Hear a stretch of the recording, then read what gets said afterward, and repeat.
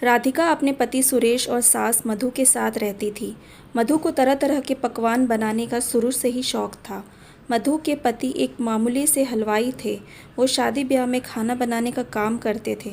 बड़ी मुश्किल से उन्होंने सुरेश को पढ़ाया लिखाया काबिल बनाया। सुरेश एक प्राइवेट बैंक में क्लर्क था। मधु के पति तो अब इस दुनिया में नहीं थे, पर मधु का कुकिंग को लेकर शौक अब भी बरकरार था। मधु तरह तरह के पकवान बनाती।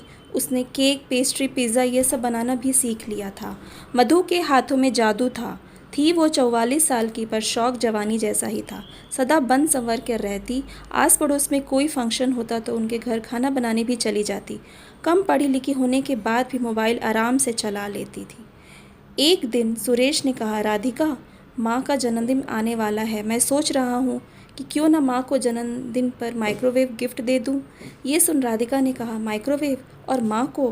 कुछ तो सोच समझ कर कहो, क्या करेंगी वे इस बुढ़ापे में माइक्रोवेव का? फालतू 10-15 हज़ार रुपये का खर्चा करना है। सुरेश ने कहा, अरे कैसी बात कर रही हो? माँ को कितना शौक है, कितना अच्छा केक, पिज़्ज़ा, पास्ता बनाती हैं। बेचारी कढ़ाई में नमक डालकर बनाती हैं। उसमें समय भी लग जाता है और वे थक भी जाती हैं। माइक्रोवेव आने से उन्हें आसानी हो जाएगी।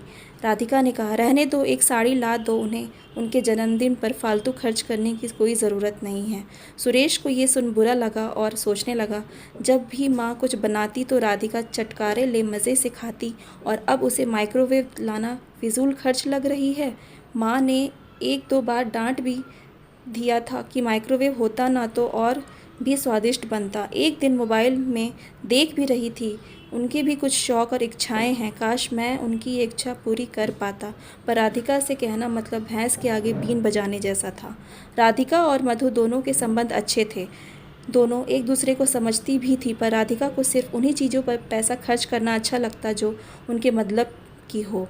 वो ये अच्छे से जानती थी कि माइक्रोवेव उसके किसी काम का नहीं, क्योंकि उसे खाना बनाने का कोई दिलचस्पी नहीं थी। इसलिए उसने सोचा 10-15 हज़ार का खर्च करने से अच्छा है सासू माँ को साड़ी ही ला दी जाए। सासू माँ के शौक़, इच्छाएं, सुख सुविधाएं उसके लिए इतनी महत्वपूर्ण नहीं थी। उसने ये सास को जन्मदिन पर एक सिल्क की साड़ी लाकर दे दी। समय बीता। एक बार राधिका अपने मायके गई। रविवार के दिन उसकी भाभी नीलू, भैया रमेश अपने कमरे में बैठकर चाय पी रहे थे। राधिका उनके कमरे में जाने लगी, पर भाई रमेश की बात सुन उसके कदम रुक गए। रमेश कह रहा था, मैं सोच रहा हूँ क्यों ना माँ को इस महीने एक ऑटोमेटिक सिलाई मशीन ला दूँ। उसे सिलाई का कितना शौक़ है। तुम्हारे राधिका के ब्लाउज़, कुर्ती कितना भी सिलती है वो इस उम्र में भी। हाथ मशीन के नीचे बैठ सिलते सिलते थक जाती है। नीलू ने पूछा, कितने तक पड़ेगी वो ऑटोमेटिक मशीन? रमेश ने कहा, यही कोई 10-12 हज़ार की, और अच्छी वाली तो 14 हज़ार तक। नीलू ने कहा, माँ को ज़रूरत तो है। बेचारी माँ को घुटनों में दर्द भी होने लगा है। नीचे ज़मीन पर बैठने में दिक्कत भी होती है। वैसे देखा जाए तो बुढ़ापे में उन्हें सिलाई मशीन की ज़रूरत तो नहीं, और वैसे ब्लाउज़, कुर्ती बाज़ार में भी सिलवा भी सकते हैं।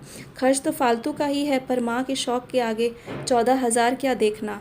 उनका टाइम पास भी हो जाता है और मन भी लगा रहता है। हाथ पैर चलाएंगी तो माँ स्वस्थ भी रहेंगी। थोड़ा खर्च हो रहा है, पर कोई बात नहीं। रमेश ने भी कहा, हाँ, इस माह का बजट थोड़ा गड़बड़ा जाएगा, पर उन्होंने भी तो मेरी हर इच्छा को पूरा किया है, मेरी अच्छी परवरिश की है, शादी ब्याह करवाया, इन सब पर कितना खर्चा किया, और कभी कुछ ना कहा खर्च के बारे में। तो क्या माँ की इच्छा और शौक़ के लिए मैं थोड़ा खर्च नहीं कर सकता? नीलू ने कहा, सच कहा तुमने। जब माता पिता अपने बच्चों पर दिल खोल कर खर्च करते हैं तो बच्चे क्यों ना करें। जानते हो, वो पड़ोस वाली मिश्रा काफ़ी की बहन ने उन्हें चश्मा तक नहीं बनवाने दिया। कहती है बुढ़ापे में पढ़ना लिखना है नहीं, बिस्तर पर है तो क्या करेंगे चश्मे का। और अपनी माँ को मायके में वॉशिंग मशीन ला कर दी उसने। जब बच्चे बड़े हो जाते हैं, काबिल बन जाते हैं, तो क्या वे माता पिता के लिए रुपए खर्च नहीं कर सकते? आखिर आज बच्चे जिस मुकाम पर हैं उसके पीछे माता पिता का ही हाथ है। जब वे हमारी सुख सुविधाओं का ध्यान रखते हैं तो हमें भी उनकी ज़रूरतों, शौक़, इच्छाओं का ख्याल रखना चाहिए। अरे, हमें भी अपने माता पिता ही नहीं, सास ससुर के बारे में भी सोचना चाहिए। जब सास ससुर बहू को बेटी समझते हैं तो बेटी को भी सास ससुर को माता पिता ही मानना चाहिए। इसीलिए आप माँ जी को ज़रूर ऑटोमेटिक मशीन ला कर दीजिए, जिससे उनकी इच्छा और शौक़ वो पूरे कर सके। रमेश ने कहा, वाह, मुझे तो लगा था कि तुम गुस्सा ही जाओगी, पर तुमने तो मुझे ही लेक्चर दे दिया मैडम जी। नीलू ने कहा, तुम्हारी माँ को मैंने सदा अपनी माँ ही माना है। बहुएं माँ और सास में भेदभाव करती हैं, इसलिए कभी रिश्ते मजबूत नहीं बन पाते, और जब बच्चे काबिल बन जाएं तो बुढ़ापे में माता पिता की सुख सुविधाओं, इच्छाओं, शौक ध्यान तो रख ही सकते। वे मशीन देख बहुत खुश होंगी। सुरेश ने हंसते हुए कहा, जी देवी जी, आपने तो आज अच्छा खासा ज्ञान दे दिया हमें, कल ही मशीन ले आते हैं। ये सब दरवाजे के बाहर खड़ी राधिका ने भी सुना। उसकी आंखें शर्म से झुक गई। उसे याद आया कि किस तरह मेरी फरमाइश पर मेरी सासू माँ मधु किचन में खड़े होकर पिज़्ज़ा, पास्ता, केक बनाती है और मैं कितने मज़े से चटकारे ले आराम से खाती हूँ। उन्होंने कभी भी इनकार नहीं किया। जब सुरेश ने कहा कि माँ को माइक्रोवेव ला दें तो मैंने इनकार कर दिया, जबकि उससे माँ को कितना आराम मिलेगा। सच कहा भाभी ने, हमें भी अपने बुज़ुर्गों की सुविधाओं का ख्याल और इच्छा शौक़ का मान रखना चाहिए, उन्हें फिजूल खर्च नहीं समझना चाहिए। रमेश और नीलू ने अगले ही दिन माँ को ऑटोमेटिक सिलाई मशीन ला कर दी। माँ की खुशी और उत्साह देख राधिका को मन ही मन बहुत अच्छा लगा।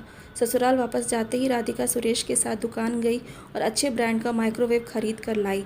मधु ने जब माइक्रोवेव देखा तो बहुत खुश हुई और बोली, मैं बहू तेरा पसंदीदा पनीर पिज़्ज़ा बनाऊंगी, स्ट्रॉबेरी केक बनाऊंगी, और भी ना जाने क्या क्या कहने लगी। अपनी सास की खुशी और उत्साह को देख राधिका का मन भर आया। उसे अपने कहे शब्द की सासू माँ बुढ़ापे में माइक्रोवेव क्या करेगी बुरी लगने लगे। Thank you. Please like and subscribe my channel.